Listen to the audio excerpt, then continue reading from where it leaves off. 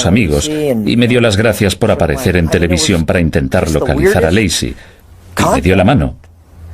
Fue todo de lo más extraño.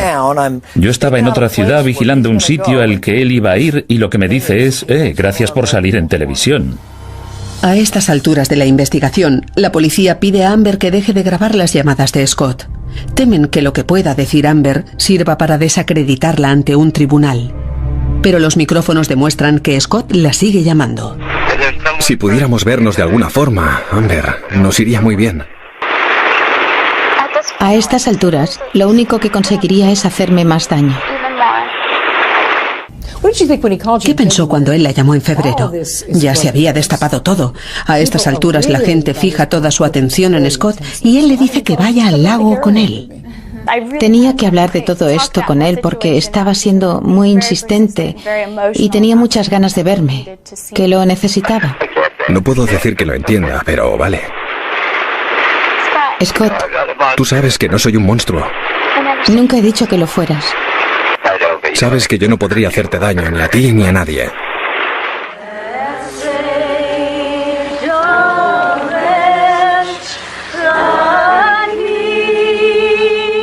El 10 de febrero era el día en que Lacey salía de cuentas. Esa noche amigos y familiares celebran una vigilia por ella y la policía acusa la notable ausencia de Scott. Pero también es el cumpleaños de Amber y Scott se pone en contacto con ella.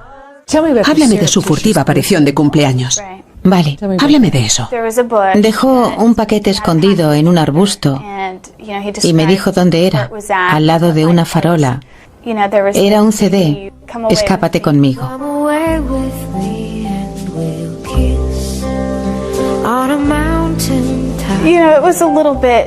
Me pareció un poco macabro pensar que su mujer había desaparecido y que me enviara ese CD, Escápate conmigo. Un mes y medio tras la desaparición de Lacey, la familia de Scott es la única que le defiende. 3 días después de la vigilia, celebran una conferencia para apoyarle. Scott está buscando a Lacey. Es su único objetivo y lo está haciendo desde el primer día. Los investigadores notan que Scott no está presente en la conferencia. Pero el 18 de febrero está ocupado en casa cuando llega la policía con una segunda orden de registro. Cuando llegaron a casa de Peterson, tengo entendido que la policía llamó a la puerta y él estaba al teléfono intentando cancelar unos canales porno. ¿Qué le pareció? Para mí, que fuera tan frío y capaz de cambiar el chip y distanciarse de la tragedia y que tuviera que encargar porno desde casa, solo es una prueba más de que no estaba preocupado por Lacey. No quería tener nada que ver con ella. No la quería en su vida. Había hecho claramente borrón y cuenta nueva. A las 8 semanas, el público sigue conmocionado por la historia de Lacey y siguen llegando llamadas al departamento de policía. A finales de febrero, los investigadores han recibido más de 8.000 pistas, hasta que llega una buena. A principios de marzo, las pruebas forenses demuestran lo que la policía ha pensado siempre. El cabello encontrado en las pinzas de la barca de Scott coincide con un cabello del cepillo de Lacey. Era la pieza que faltaba. El 5 de marzo, la policía clasifica oficialmente el caso como homicidio. A medida que la investigación ha avanzado, hemos llegado a la conclusión de que Lacey Peterson ha sido asesinada. Pero la policía aún tiene un gran problema. Tienen que demostrar un homicidio sin un cuerpo. Deberán seguir trabajando con las pruebas circunstanciales. ¿Y su único sospechoso? Scott Peterson. A estas alturas, incluso algunos de sus parientes se vuelven en su contra. Las cosas no encajaban de ninguna manera. Y mi marido no dejaba de decir, tiene que ser culpable. Su comportamiento no es normal. El 13 de abril se produce un terrible hallazgo en la costa norte de la bahía de San Francisco. Es el cuerpo de un bebé no nato. Al día siguiente, 1,5 kilómetros más al sur, otro cuerpo llega a la costa. Después de casi 4 meses trabajando en un caso sin cuerpos, la policía tiene lo que necesita para incriminar a Scott Peterson. Cuando aparecieron los cuerpos, no me quedó ninguna duda. Teníamos al asesino.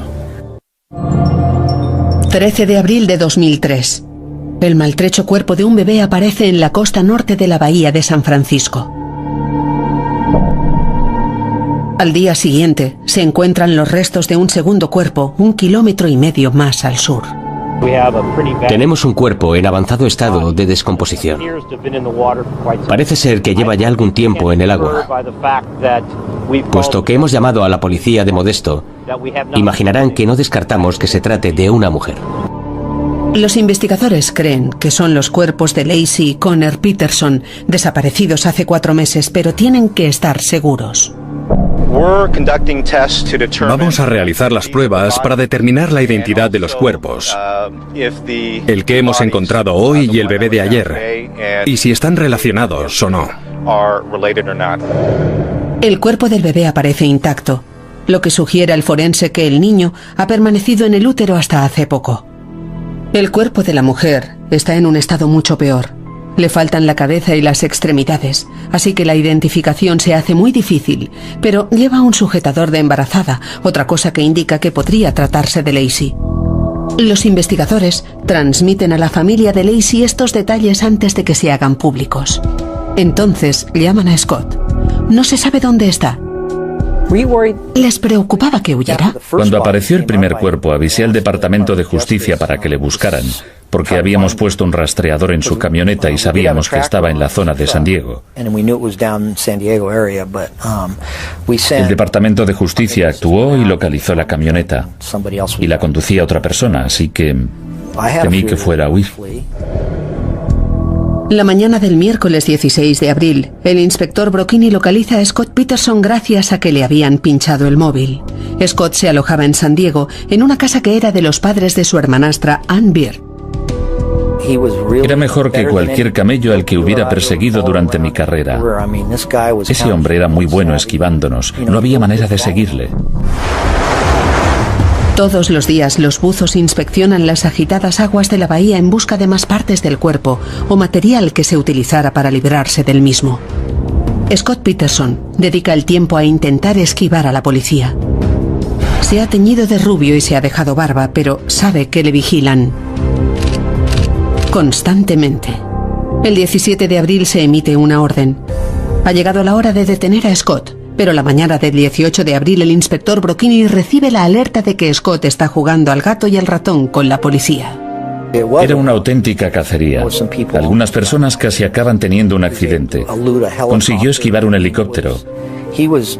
Conducía casi fuera de control. ¿Tenían miedo de que cruzara la frontera? Claro, porque iba a conducir así, si no. Cuando se metió en ese campo de golf, quizá fue para esconderse un rato, dar la vuelta e ir a la frontera. Pero por suerte teníamos agentes del Departamento de Justicia de incógnito que le vieron y le siguieron hasta el campo de golf. La policía de Modesto llega enseguida. A las 11:15, por fin, y exactamente 150 días después de la desaparición de Lacey.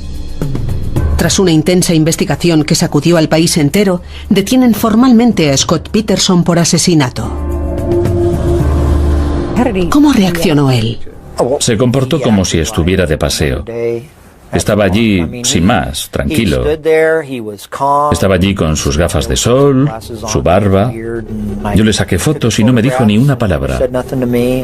Estaba claro que Scott planeaba irse a algún sitio una larga temporada. Los investigadores le registran el coche y encuentran cerca de $15,000 en efectivo, 3 tarjetas de crédito y material de acampada. Pero hay más cosas que el público aún no sabe. Una de las cosas de las que no se habló mucho es que llevaba un par de corbatas, camisas de vestir, zapatos de vestir. Podría haber pasado de cenar en un hotel de Acapulco a acampar en la montaña en cuestión de 4 horas. La policía también encuentra un mapa de Fresno, donde Amber Frey vive y trabaja. ¿Se dirigía allí? Con todo lo que sabe ahora, ¿cree que habría sido capaz de matarla? La verdad, no lo sé. O quizá es que no lo quiero ni pensar. Tras su detención, encadenan a Scott de pies y manos para el largo traslado hasta la cárcel de Stanislaus County. El camino desde el sitio en el que le detuvieron hasta la cárcel era largo. ¿Cómo fue? Estaba en el asiento trasero, callado. No hizo casi ninguna pregunta. Le dije que íbamos a parar a comer una hamburguesa. Dijo que tomaría una doble con queso, patatas fritas y un batido de vainilla, como si volviéramos de pesca. Las piezas empiezan a encajar. De regreso a Modesto, los inspectores reciben una llamada. Ya tienen los resultados del ADN. Han identificado el cuerpo de la mujer como Laci Peterson y el niño es el hijo de Scott.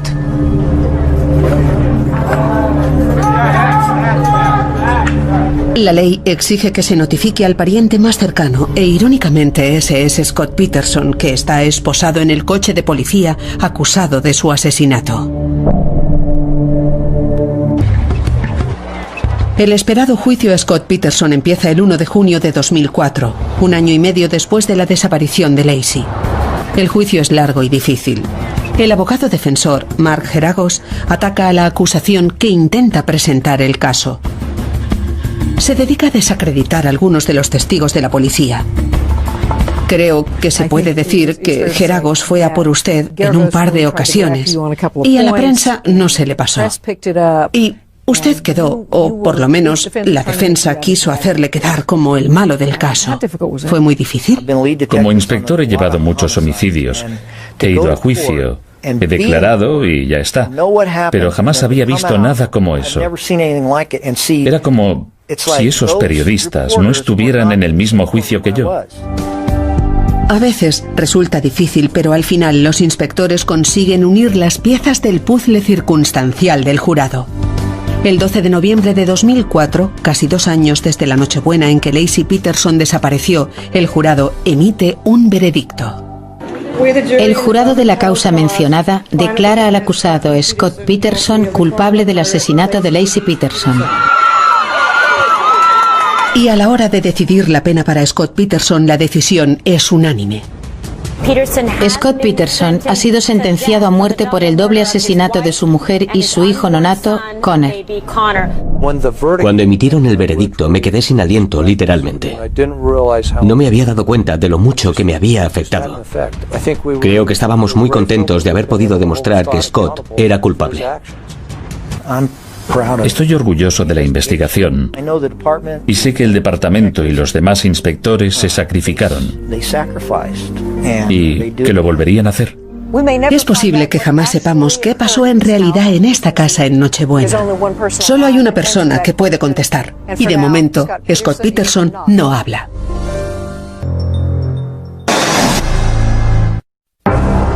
Hoy veremos cómo los investigadores llevaron a Scott Peterson ante la justicia.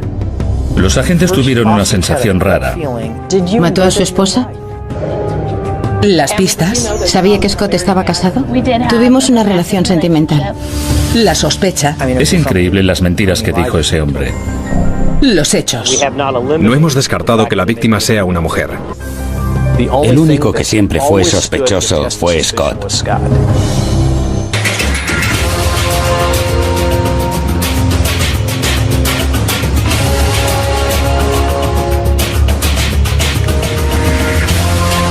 Crímenes imperfectos, un juego mortal. Scott Peterson. Hoy sabemos que cometió uno de los crímenes más famosos de los últimos años. Asesinó a su mujer embarazada, Laci, y a su hijo nonato. Cubrí el caso de Scott Peterson desde el principio y escribí un libro, Un juego mortal, sobre la meticulosa labor de los investigadores. Hoy nos colaremos entre bastidores e iremos más allá de los titulares para ver cómo resolvieron el misterio y seguiremos por primera vez el difícil trabajo policial que llevó a un criminal ante la justicia. 13 de abril de 2003. El cuerpo intacto de un bebé varón apareció en la costa de la bahía de San Francisco. El día siguiente, a 1,5 kilómetros más al sur, aparece la parte inferior del cuerpo y el tronco en avanzado estado de descomposición de una mujer con sujetador y pantalones de premamá. Es el cuerpo de una mujer adulta y en este momento se le está practicando la autopsia. Los cuerpos eran los de Laci Peterson y su hijo nonato, que llevaban 4 meses desaparecidos. Confirma los peores temores de un país que sigue el caso con suma atención. Era un misterio que había empezado 4 meses antes. Nochebuena de 2002, Modesto, California. 5:17 de la tarde. Scott Peterson llama a Sharon Rocha para decirle que su hija Lacey ha desaparecido. Tenían que ir a cenar a casa de Sharon al cabo de un rato. Lacey está embarazada de 8 meses y es muy responsable. No desaparecería sin más. Algo va mal. Lacey era muy responsable, o una persona muy comedida. Supe que algo iba mal. A las 5:47, el padrastro de Lacey llama a la policía de Modesto para denunciar su desaparición.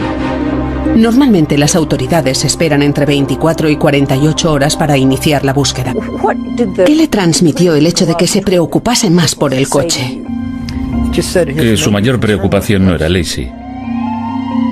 Por la noche ya ha empezado la búsqueda de Lacey. Helicópteros, agentes y perros rastrean y peinan la zona. Esa noche, el suegro de Scott cuenta a la policía que Scott le ha dicho que ha estado jugando al golf, pero ¿no les ha dicho que había estado pescando? Es una contradicción clara y los investigadores toman nota. Se inventaba cosas o mentía sobre cosas sobre las que no tenía por qué mentir. Nunca acabábamos de entender por qué. Cuando Brocchini hace un inventario de la casa y los coches de Scott, sigue tomando nota mentalmente de todo lo que no le encaja. Por ejemplo, cuando Scott llegó a casa, se tomó su tiempo antes de alertar de la desaparición de Lacey. Primero lavó la ropa que llevaba ese día. Después comió algo, se dio una ducha y se cambió de ropa. A los inspectores les sorprende que un hombre desesperado por localizar a su esposa haga estas cosas, pero lo que más llama la atención al inspector Brocchini es que pusiera la lavadora. ¿Por qué Scott solo lavó su ropa cuando había una cesta llena de ropa sucia en la habitación y un montón de trapos sucios encima de la lavadora? ¿Por qué estaban tan sucios esos trapos? ¿Y qué hacían encima de la lavadora? ¿Y por qué se lavó solo su ropa? También está la afirmación de Scott de que Lacey había ido a pasear al perro a un parque de la zona, pero la policía no le cree. Hay un desnivel muy inclinado para que una embarazada que no tiene movilidad y que no está muy en forma a esas alturas del embarazo vaya ahí a pasear el perro. No nos pareció razonable. En la camioneta de Scott, el inspector encuentra un equipo de pesca por estrenar aún envuelto, parasol, lona y una caja de herramientas. Solamente hace 5 horas que se ha denunciado la desaparición de Lacey, pero la policía ya no lo considera un caso de desaparición. En el fondo, creen que se trata de un homicidio y empiezan a tratarlo como tal. Toman fotos del lugar del crimen y una les llama la atención. Es de un edredón sobre el que parece que se haya tumbado un cuerpo. Y hay algo más. Las joyas y el bolso de Lacey están allí y ella nunca salía de casa sin ellos. Era una serie de cosas como esa lo que me hizo pensar que hacíamos lo que teníamos que hacer, que íbamos en buena dirección, que enfocábamos bien el caso. A las 11:17, el inspector y otro agente acompañan a Scott a su despacho. Scott es vendedor de fertilizantes. Dijeron que Scott se había ido a pescar. Pensé, imposible, tendría una lista kilométrica de cosas que hacer. Los investigadores de Modesto encuentran sospechosas tanto la coartada de la pesca como las emociones expresadas por Scott. Pero eso no es todo. El inspector Allen Brocchini no lo ha admitido jamás en público, pero se queda de piedra cuando Scott le hace una extraña pregunta. ¿Pueden venir unos psicólogos para la familia de Lacey? No había pasado ni un día desde la desaparición. Le dije, Scott, es Navidad, no creo que pueda conseguirte a nadie. Y si encontramos a Lacey, ya no hará falta nadie. Me respondió que iban a necesitar a alguien. Por lo menos a Sharon. Era como si ya supiera que no íbamos a encontrar a Lacey. Ha pasado un día desde que empezó la búsqueda de Lacey. Su familia acude a la televisión para encontrar ayuda. Déjela sana y salva en casa y huya, no importa, pero devuélvanosla. Es extraño. Es evidente que la madre de Lacey se aferra a la esperanza, pero Scott ya parece resignado a lo peor. La búsqueda de la policía, la familia y los amigos no ha dado resultado, así que debemos contemplar otras posibilidades. 48 horas después de recibir la denuncia de desaparición, la policía se desplaza hasta Berkeley Marina, a 1 hora y media, para comprobar la coartada de Scott. Dijo a la policía que llovía en la bahía el día de Nochebuena, pero nadie vio caer ni una gota. La policía ha pillado a Scott en una flagrante mentira y las alarmas siguen sonando. Entonces, el día de Navidad, Scott se niega a someterse al polígrafo, cosa que había prometido hacer. La policía se pone en guardia. Pero hay dos cosas que delatan aún más a Scott Peterson. En primer lugar, la policía descubre que se compró la barca sin decírselo a nadie. Después, descubren que consultó las mareas y las corrientes de la bahía de San Francisco en el ordenador. ¿Es posible que buscara el mejor lugar para tirar el cuerpo al agua? Que consultara las mareas de la bahía antes de que Lacey desapareciera, el día que compró la barca, era otra pieza del puzzle. Cuando la policía ejecuta la orden de registro, ven que Scott ha movido algunas cosas de sitio en los días que Lacey lleva desaparecida. En el almacén ven que el ancla hecha a mano sigue allí. Pero hay otra cosa que resulta incriminatoria. Unas pinzas con un cabello negro enganchado, antes en un almacén de la zona industrial de Modesto. Allí, Brocchini encuentra una barca de 14 pies, un ancla casera y signos de que se han hecho más anclas. ¿Las puede haber usado para hundir el cuerpo de Lacey en la bahía? Finalmente, a medianoche, regresan al cuartel general, donde el inspector Brocchini interroga a Scott Peterson y graba todo lo que dice. Pero si Scott está asustado o consternado, no lo demuestra. Recuerdo que le pedí que se sentara. Entré en la sala de observación para poner en marcha la grabadora y le pude ver. Estaba allí sentado con las manos en los bolsillos, relajado. Usted estuvo tomando notas sobre su comportamiento durante el interrogatorio. Con su experiencia, ese lenguaje corporal, ese comportamiento, le dirían muchas cosas, ¿no? Lo que me decía era que tenía que hacerle más preguntas y que debía llamar a más inspectores. Resultaba sospechoso. No ha ido a comprar y no ha regresado. A Lacey le ha pasado algo malo. Eso me decía mi instinto. La historia aún no ha salido a la luz, pero pocas horas después de iniciar la investigación, Scott Peterson ya está bajo la mirada de la policía. Día de Navidad de 2002. Hace 24 horas que Lacey Peterson desapareció y todo el mundo, cientos de personas de Modesto, California, han salido a buscar a esta embarazada de 27 años. La familia y los amigos de Lacey no lo saben aún, pero la policía ya empieza a preparar un caso de asesinato contra su marido, Scott Peterson.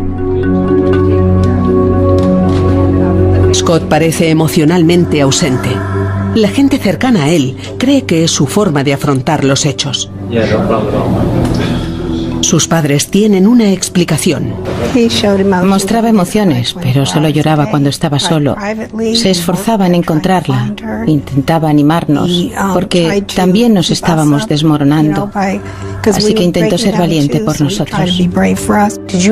¿Le dijo alguna vez eso de yo no lo hice, no podría hacerlo, quería a mi mujer?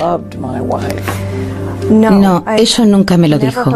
Pero si me hubiera pasado a mí, si hubiera desaparecido mi marido, yo estaría llorando desconsoladamente. La hermanastra de Scott, Ann Bird, nunca se creyó que hubiera ido a pescar sabiendo todo lo que Lacey le habría hecho hacer en un día de fiesta. Cuando me dijo... El jefe de policía de Modesto, Roy Wasden, explica por qué en este caso hicieron una excepción. Era una persona adulta desaparecida, embarazada de 8 meses. No había ninguna razón para que hubiera desaparecido. Ninguna. Uno de los factores importantes es el perfil de la víctima, especialmente en esas circunstancias particulares, a las puertas de Navidad, con planes y reuniones familiares, el embarazo, los preparativos para dar a luz. Todo eso nos decía que no se había largado por ahí a tomar drogas. La policía llega a casa de los Peterson y empieza a interrogar a Scott.